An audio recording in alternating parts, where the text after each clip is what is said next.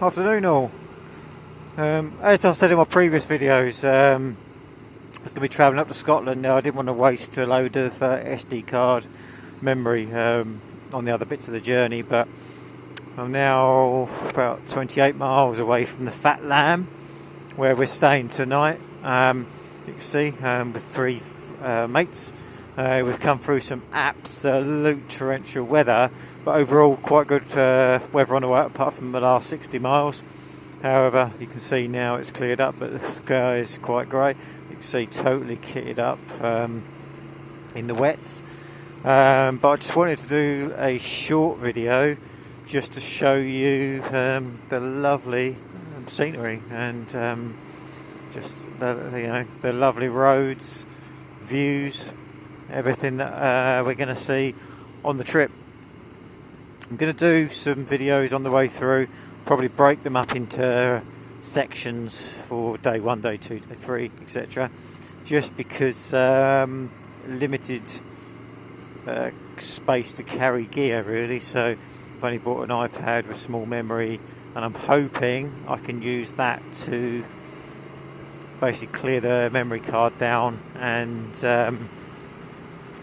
make some space for the additional days. Hello Cal. So we're not far away now, which is good, but it's been a challenge.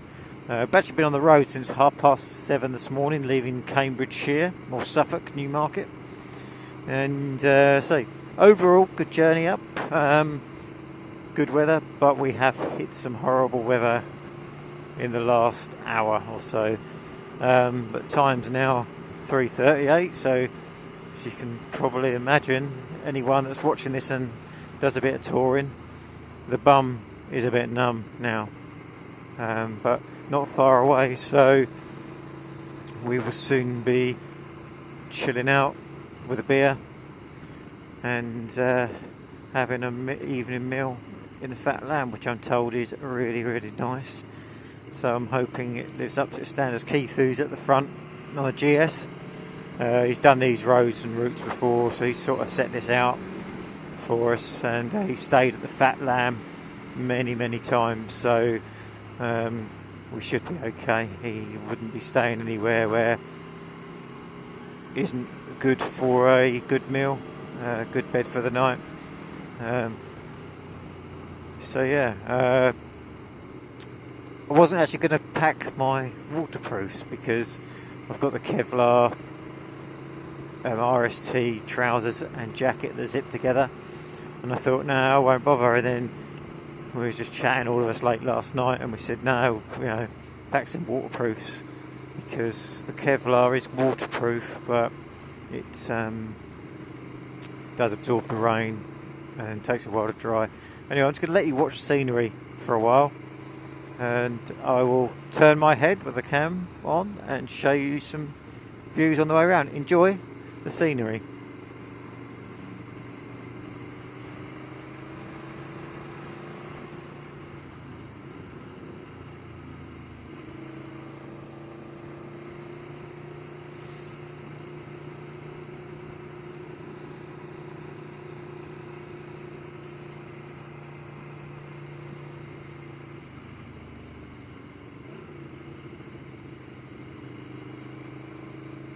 I've been walking on the other side of the road, I think. Although no, it looks a bit dangerous, doesn't it, either side, to be fair. I think I'll leave them, I'll catch them in a minute.